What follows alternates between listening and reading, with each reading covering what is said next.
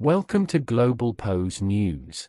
Israel's Prime Minister Benjamin Netanyahu has fired the head of the nation's security service over its failure to anticipate the 7th of October 2023 attack by Hamas. The Israeli cabinet met on Thursday evening to formally approve the early dismissal of Ronen Bar, who was appointed in October 2021 for a 5-year term as the Shin Bet's chief. Netanyahu announced his intention to sack Mr. Bar in a video statement on Sunday, citing an ongoing distrust between the two men which he said had grown over time. The move sparked outrage and further inflamed anti-government demonstrations in Jerusalem, which saw thousands of Israelis join forces with protesters opposing Israel's renewed assault on Gaza. It is the first time in Israel's history that a government has fired the Shin Bet's leader. A letter sent by Netanyahu to members of his government ahead of the meeting referenced a persistent loss of professional and personal trust between the Prime Minister and Mr. Bar, and proposed his term end on the 20th of April. The loss of professional trust has been consolidated during the war, beyond the operational failure of the 7th of October 2023, and in particular in recent months, it said, referring to the Hamas attacks on Israel which sparked the Israel-Gaza war. The Shin Bet is Israel's domestic intelligence agency and plays a key role in the war. Its activities and membership are closely held state secrets.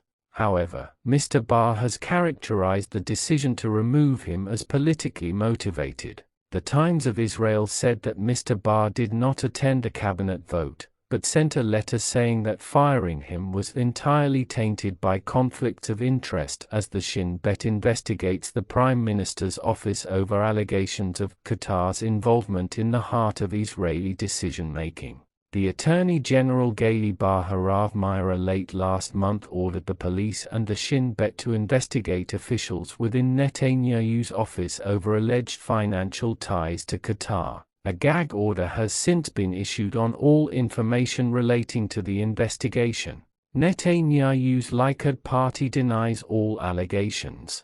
Ms. Bar-Harav-Mira, a vocal critic of Netanyahu who is herself facing dismissal proceedings, argued that Mr. Bar could not be fired until the legality of the move had been assessed. The Movement for Quality Government in Israel, an NGO, said it had launched an appeal against the illegal decision, posing a real risk to national security. Yesh Atid, the centre-right party led by Yair Lapid, said it had filed an appeal on behalf of several opposition parties and denounced the sacking as a decision taken due to a blatant conflict of interest by the Prime Minister.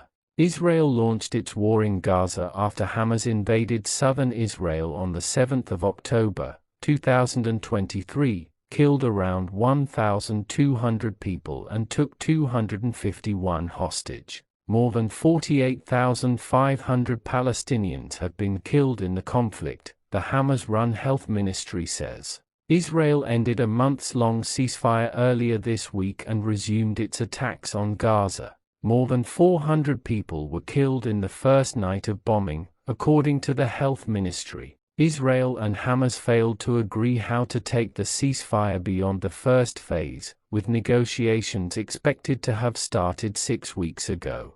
Hamas did not agree to a renegotiation of the ceasefire on Israel's terms, although it did offer to release a living American hostage and 4 bodies to extend the current arrangement. Israel blocked all food, fuel and medical supplies entering Gaza at the beginning of March in order to put pressure on Hamas.